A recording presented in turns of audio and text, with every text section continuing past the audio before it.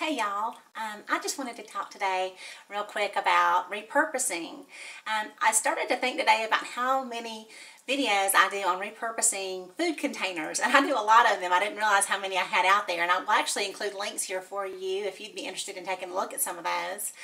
What I really wanted to share with you is a little story about how women have always done this.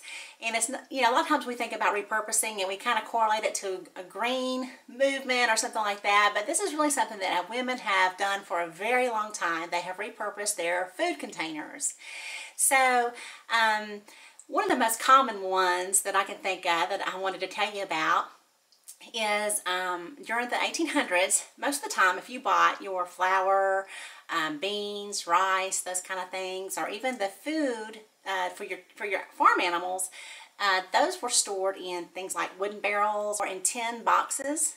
Okay, well later on it became easier to store these things in cotton sacks, and oftentimes you'll hear these referred to as feed sacks. And then in the 1920s, these flour sack or feed sack manufacturers learned that the women were buying these so they could repurpose them to make things like clothes for their children, little dolls for their children, little cloth dolls. And the most common thing that we often think of when we hear feed sack or the feed sack quilts, or sometimes they're called depression quilts.